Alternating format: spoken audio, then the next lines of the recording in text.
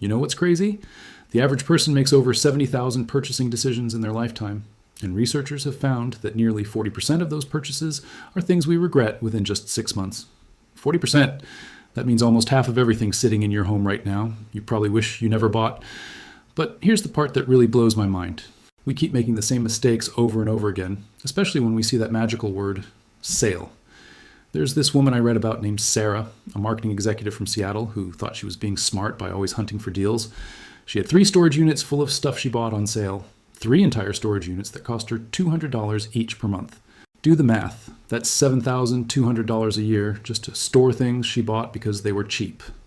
When she finally went through everything, she realized she had 47 pairs of shoes she never wore, kitchen gadgets still in their boxes, and enough skincare products to last until she was 90. The worst part? She calculated that she'd spent over $60,000 on sale items over 5 years, items that were now either expired, outdated, or completely useless to her. That's when it hit her. She wasn't saving money by buying things on sale. She was hemorrhaging money on things she never needed in the first place. Let me tell you something that the retail industry doesn't want you to know. Sales aren't designed to help you save money. They're psychological warfare, designed to make you spend money you weren't planning to spend on things you don't actually need. And today, I'm going to walk you through the 5 categories of products that you should absolutely never buy again, even if they're marked down 90%. These are the silent wealth killers that are keeping you trapped in a cycle of spending, clutter, and financial stress. So let's dive deep into this, because by the end of this video, you're going to see your shopping habits in a completely different light. The first thing you need to stop buying immediately is cheap, trendy clothing. Now, I know what you're thinking, but it's only $10. How can that be bad? Let me break down the real cost of fast fashion for you. When you buy a shirt for $10, you're not actually saving money compared to a $50 shirt. You're entering into a trap that the fashion industry has perfected over decades. That $10 shirt is made from materials so cheap that it'll start falling apart after just a few washes. The colors fade, the fabric pills, the seams come undone, and suddenly that cheap shirt looks exactly like what it is, cheap. So what do? You go buy another $10 shirt, and another, and another. Before you know it, you've spent $60 on 6 shirts that all look terrible, when you could have bought one quality shirt that would last you years. But the cost goes way beyond just your wallet. The environmental impact of fast fashion is absolutely staggering. The fashion industry is responsible for 10% of global carbon emissions, more than all international flights and maritime shipping combined. These cheap clothes are made in factories with horrific working conditions, often using child labor, and they end up in landfills where they all sit for 200 years because synthetic fabrics do not biodegrade. Every time you buy that cheap, trendy piece, you're voting with your dollars for this system to continue. And here's the kicker. Trends change every few weeks now. That style you bought because it was popular, it'll be out of fashion before you've worn it 5 times. You end up with a closet full of clothes and nothing to wear because none of it fits right, looks good, or makes you feel confident. I hope you're doing well. If you like my video, please subscribe to my channel and hit the bell icon for more video notifications. I want to make sure you don't miss the rest of these eye-opening insights, because what I'm about to tell you next could literally save you thousands of dollars this year alone. The second thing you need to eliminate from your shopping list forever is single-use kitchen gadgets. You know exactly what I'm talking about. The avocado slicer, the banana hanger, the strawberry huller, the egg separator, the garlic peeler. The list goes on and on. These gadgets are everywhere, cluttering up the aisles of home goods stores, popping up in your social media feeds with satisfying videos showing how they solve a problem you didn't even know you had. And when they go on sale, oh boy, that's when they really get you. You see that avocado tool marked down from $20 to $7.99, and you think, well, I do eat a lot of avocados. But here's the truth. You have hands. You have a knife. You have a spoon. These 3 things can accomplish literally every task that these single-use gadgets claim to do, and they can do it just as quickly once you have even a tiny bit of practice. The real issue with these gadgets isn't just the money you waste buying them, it's the space they consume in your kitchen. Every drawer that is packed with useless tools is a drawer that can't hold the things you actually use regularly. You end up digging through piles of plastic junk to find your measuring spoons, getting frustrated every single day because your kitchen has become a monument to impulse purchases. And let's talk about the quality of these things. They are almost always made from the cheapest possible materials because they know you're buying them on impulse. They break easily, they don't actually work as well as the advertisement showed, and you end up defaulting back to your knife and cutting board anyway. But now you've got this broken piece of plastic taking up space in your drawer, and you feel guilty throwing it away because you spent money on it, so it just sits there, a daily reminder of your poor decision. Kitchen gadget companies rely on something called solution selling. They create a problem in your mind that doesn't actually exist, then sell you the solution. You've been cutting avocados perfectly fine your entire life, but suddenly they convince you that there's a better, easier way if only you buy their product. It's manipulation, pure and simple. The professional chefs who cook for a living, who spend 10 hours a day in kitchens, they use a knife, a cutting board, maybe a good peeler. That's it. If the professionals don't need 17 specialized tools, neither do you. Every single one of these gadgets can be replaced by learning one simple knife skill, and that skill will serve you for the rest of your life without taking up any drawer space whatsoever.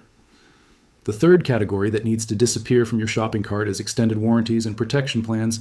This is one of the biggest scams in retail, and it's shocking how many people fall for it. You're buying a laptop for $800, and the salesperson asks if you want the 3-year protection plan for $150. They tell you horror stories about screens cracking, hard drives failing, coffee spills destroying everything. They make it sound like your laptop is basically guaranteed to explode the moment you walk out of the store. But let me hit you with some statistics that these companies desperately don't want you to know.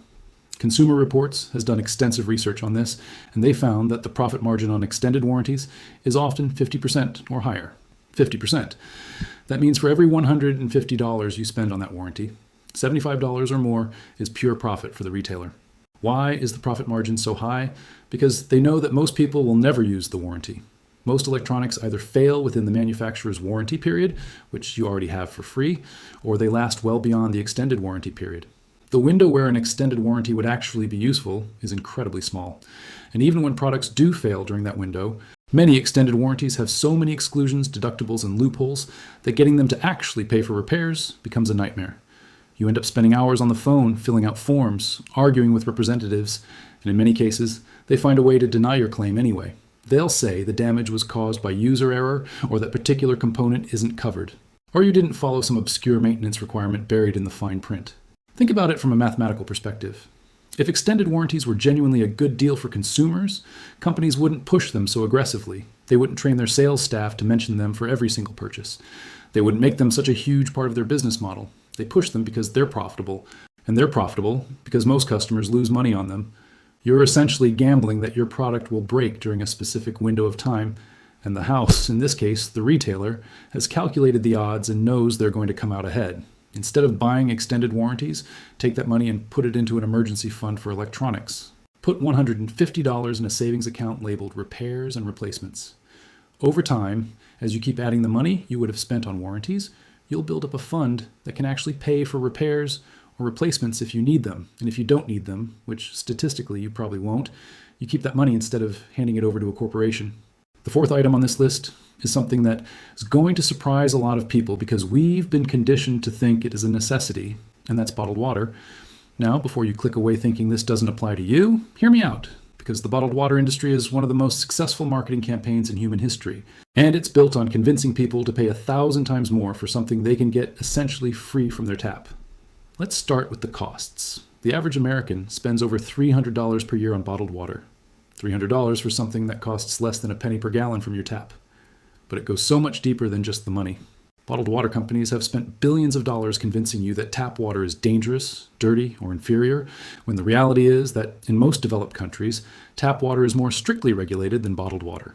The FDA regulations for bottled water are actually less stringent than the EPA regulations for tap water. Many brands of bottled water are literally just tap water that has been filtered and put in a plastic bottle. In blind taste tests, people can't tell the difference between tap water and expensive bottled water. And in some cases, they actually prefer the taste of tap water. The whole industry is built on perception, not reality. Then there's the environmental catastrophe. Americans use about 50 billion plastic water bottles per year, and only about 23% of those get recycled. That means 38 billion plastic bottles end up in landfills or the ocean every single year. Just from the United States alone, these bottles take 450 years to decompose. Let that sink in. A bottle you drank from for 5 minutes will outlive you, your children, your grandchildren, and your great-great-great-grandchildren. The plastic bottles themselves leach chemicals into the water, especially when they're exposed to heat or sunlight. You know that slightly plastic taste water gets when a bottle has been sitting in your car? That's chemicals from the plastic leaching into your water. You're paying extra money to drink water that's contaminated with microplastics. The solution is so simple it's almost laughable. Buy one good reusable water bottle, the kind made from stainless steel or glass, for about $20 to $30.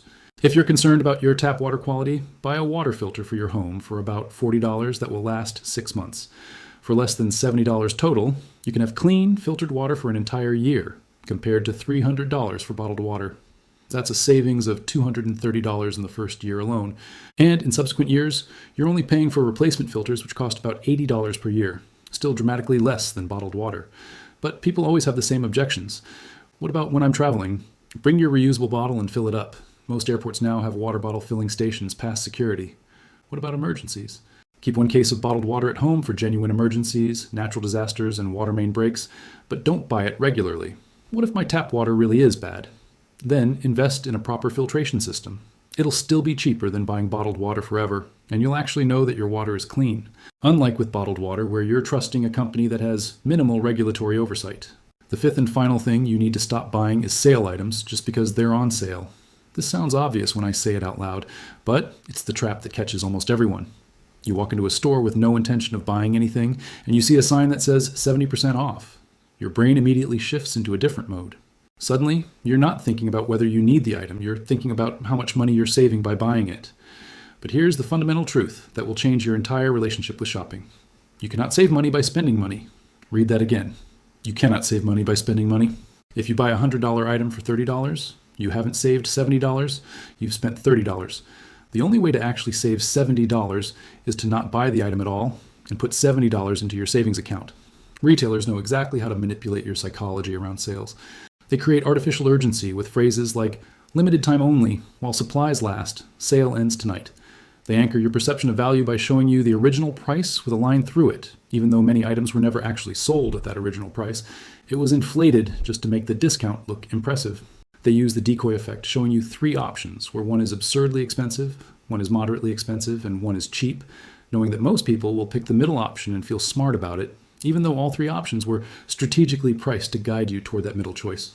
The most insidious part of sale shopping is that it creates a dopamine hit in your brain similar to gambling. You feel like you've won something, like you've beaten the system, and that feeling is addictive. You start seeking out sales, browsing deal websites, signing up for promotional emails, all in pursuit of that next rush of finding a great deal.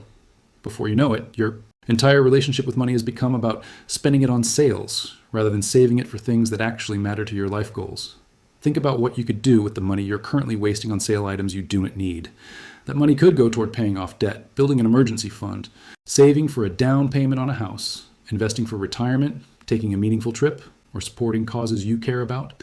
Every dollar you spend on a sale item you don't need is a dollar that can't go towards something that would actually improve your life. Here's a challenge I want you to try. For the next 30 days, every time you're tempted to buy something on sale, don't buy it. Instead, take the amount of money you would have spent and transfer it to a separate savings account.